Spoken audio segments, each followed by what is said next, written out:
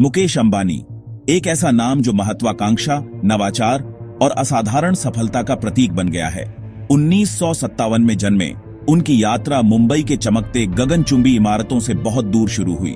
असल में उनका जन्म स्थान अदन, यमन था। उनके पिता धीरूभाई अंबानी एक दूरदर्शी उद्यमी थे। उन्होंने युवा मुकेश में कड़ी मेहनत और दृढ़ता के मूल्यों का संचार किया, ऐसे सबक जिन्होंने उनके पूरे जीवन को आकार दिया। बाद में परिवार नए अवसरों और एक उज्जवल भविष्य की तलाश में भारत आ गया। मुकेश का बचपन सादगी और शिक्षा पर जोर देने वाला था। एक युवा लड़के के रूप में भी उन्होंने तेज बुद्धि और व्यापार की दुनिया में गहरी रुचि दिखाई। वह अपने पिता की उद्यमशीलता की भावना से बहुत प्रभावित थे। उन्होंने बारीकी से देखा कि कैसे धीरूभाई अंबानी ने रिलायंस इंडस्ट्रीज को खड़ा किया, और इन शुरुआती अनुभवों ने मुकेश पर एक अमिट छाप छोड़ी। उन्होंने उनके अंदर एक इच्छा जगाई, न केवल पारिवारिक व्यवसाय में शामिल होने की, बल्कि इसे अकल्पनीय ऊंचाइयों तक ले जाने की। तब किसी को नहीं पता था कि यह महत्वाकांक्षी युवक एक दिन भारत की सबसे बड़ी निजी क्षेत्र की कंपनी के पीछे प्रेरक शक्ति बनेगा। वे रिलायंस इंडस्ट्रीज का नेतृत्व करेंगे, इसे एक वैश्विक समूह में बदल देंगे। उनकी यात्रा कड़ी मेहनत, अटूट दृढ़ संकल्प और भविष्य के लिए एक साहसिक दृष्टि के प्रभाव का एक शक्तिशाली प्रमाण है। मुकेश अंबानी की शिक्षा ने उनकी नेतृत्व शैली को आकार दिया। उन्होंने हिलग्रेंज हाई स्कूल और फिर इंस्टीट्यूट ऑफ केमिकल टेक्नोलॉजी से पढ़ाई की। इसके बाद वे स्टैनफोर्ड यूनिवर्सिटी के एमबीए प्रोग्राम में शामिल हुए। वहीं उन्होंने तकनीक की परिवर्तनकारी शक्ति को महसूस किया। लेकिन 1981 में वे भारत लौट आए और रिलायंस इंडस्ट्रीज के निर्माण में अपने पिता के साथ जुड़ गए। भारत की क्षमता और अपने परिवार के प्रति प्रतिबद्धता ने उन्हें प्रेरित किया। यह एक असाधारण परिवर्तन और विकास की यात्रा की शुरुआत थी। भारत लौटने पर मुकेश अंबानी ने पारिवारिक व्यवसाय में नई दृष्टि और वैश्विक सोच के साथ कदम रखा। उन्होंने रिलायंस को पारंपरिक कपड़ा व्यवसाय से आगे बढ़ाकर पेट्रोकेमिकल्स और रिफाइनिंग में विस्तार किया। जामनगर में दुनिया की सबसे बड़ी ग्रासरूट रिफाइनरी की स्थापना इसका प्रमाण है। उन्होंने भारत की डिजिटल क्रांति को पहचाना और रिलायंस जियो की नींव रखी। इसने दूरसंचार उद्योग को बदल दिया और करोड़ों भारतीयों को जोड़ा। उनके नेतृत्व में रिलायंस एक ऊर्जा केंद्रित कंपनी से विविध समूह में बदल गई। 2016 में मुकेश अंबानी ने जियो लॉन्च किया, एक नेटवर्क जिसने भारतीय दूरसंचार उद्योग में क्रांति ला दी। मुफ्त कॉल और सस्ते डेटा ने इंटरनेट को हर किसी की पहुंच में ला दिया। शहरी हो या ग्रामीण, भारत ऑनलाइन हो गया। इसने डिजिटल अपनाने को तेज किया और शिक्षा सेवाओं को जोड़ा। मुकेश अंबानी का सपना था भारत को डिजिटल रूप से सशक्त बनाना, और जियो की सफलता उसी सपने का प्रमाण है। जब जियो दूरसंचार क्षेत्र में लहरें पैदा कर रहा था, तब मुकेश अंबानी यहीं नहीं रुके। उन्होंने विकास के नए रास्ते तलाशना जारी रखा।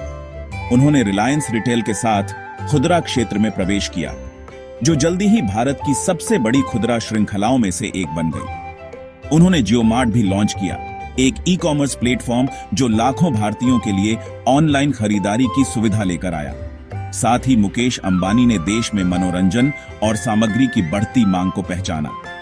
इसलिए उन्होंने मीडिया और मनोरंजन उद्योग में भी कदम रखा। उन्होंने भारत के सबसे बड़े मीडिया समूह नेटवर्क 18 में बहुलांश हिस्सेदारी हासिल कर ली। उन्होंने वायाकॉम और डिज्नी जैसे वैश्विक दिग्गजों के साथ रणनीतिक साझेदारी भी की। इन साहसिक कदमों ने मनोरंजन क्षेत्र में रिलायंस की उपस्थिति को मजबूत किया और उन्हें विशाल दर्शकों तक उच्च गुणवत्ता वाली सामग्री पहुंचाने के लिए एक मजबूत मंच प्रदान किया। खुदरा, आई कॉमर्स और मनोरंजन में मुकेश अंबानी के उद्यम बदलते बाजार की गतिशीलता के अनुकूल होने की उनकी क्षमता का स्पष्ट प्रमाण है। वे हमेशा विकास के नए अवसरों की तलाश में रहते हैं और निश्चित रूप से मौजूदा उद्योगों को बाधित करने से नहीं डरते। उनका विजन केवल व्यवसायों के निर्माण से आगे जाता है। वे ऐसे पारिस्थितिक तंत्र बनाना चाहते हैं जो उपभोक्ताओं को सशक्त बनाएं और आर्थिक विकास को गति दें। अपनी पूरी यात्रा के दौरान मुकेश अंबानी ने हमेशा परिवार पर जोर दिया है। उन्होंने नीता अंबानी से शादी की है, एक शिक्षाविद, परोपकारी और रिलायंस फाउंडेशन के पीछे प्रेरक शक्ति। नीता अंबानी रिलायंस साम्राज्य में सक्रिय भूमिका निभाती हैं और शिक्षा, खेल और कला में उनके योगदान के लिए जानी जाती है। मुकेश और नीता के 3 बच्चे हैं, आकाश, ईशा और अनंत। उनमें से प्रत्येक को रिलायंस समूह के भीतर महत्वपूर्ण जिम्मेदारियां सौंपी गई हैं। आकाश दूरसंचार व्यवसाय में सक्रिय रूप से शामिल है, ईशा खुदरा विस्तार का नेतृत्व कर रही है और अनंत ऊर्जा और सामग्री व्यवसायों पर ध्यान केंद्रित कर रहे हैं। उत्तराधिकार नियोजन के लिए मुकेश अंबानी का दृष्टिकोण अगली पीढ़ी को सशक्त बनाने में उनके विश्वास को स्पष्ट रूप से दर्शाता है। वे अपने बच्चों को नेतृत्व की भूमिका निभाने के लिए तैयार कर रहे हैं, साथ ही उनमें कड़ी मेहनत, नवाचार और सामाजिक जिम्मेदारी जैसे मूल्यों का संचार भी कर रहे हैं। यह विचारशील दृष्टिकोण रिलायंस विरासत की निरंतरता सुनिश्चित करता है और अगली पीढ़ी के नेताओं के लिए कमान संभालने का मार्ग प्रशस्त करता है। एक दूरदर्शी नेता के रूप में मुकेश अंबानी उन चुनौतियों से अच्छी तरह वाकिफ हैं जिनका सामना आज दुनिया कर रही है। वे एक स्थायी भविष्य बनाने में मदद करने के लिए रिलायंस के विशाल संसाधनों का लाभ उठाने के लिए पूरी तरह से प्रतिबद्ध हैं। उन्होंने हरित ऊर्जा में कुछ महत्वपूर्ण निवेश किए हैं, जैसे सौर ऊर्जा, हाइड्रोजन ईंधन और बैटरी भंडारण समाधान। लेकिन हरित भविष्य के लिए उनका दृष्टिकोण केवल अक्षय ऊर्जा में निवेश करने से कहीं आगे जाता है। वह वास्तव में एक स्थायी अर्थव्यवस्था में संक्रमण का समर्थन करने के लिए एक संपूर्ण पारिस्थितिकी तंत्र का निर्माण कर रहे हैं। इसमें इलेक्ट्रिक वाहन बुनियादी ढांचे में निवेश और चक्रीयता और अपशिष्ट प्रबंधन समाधानों को बढ़ावा देना शामिल है। हरित ऊर्जा में मुकेश अंबानी का प्रवेश वास्तव में आने वाली पीढ़ियों के लिए एक बेहतर दुनिया बनाने की उनकी प्रतिबद्धता को दर्शाता है। वे आज मानवता के सामने आने वाली कुछ सबसे गंभीर चुनौतियों से निपटने के लिए अपने व्यावसायिक कौशल और संसाधनों का उपयोग कर रहे हैं।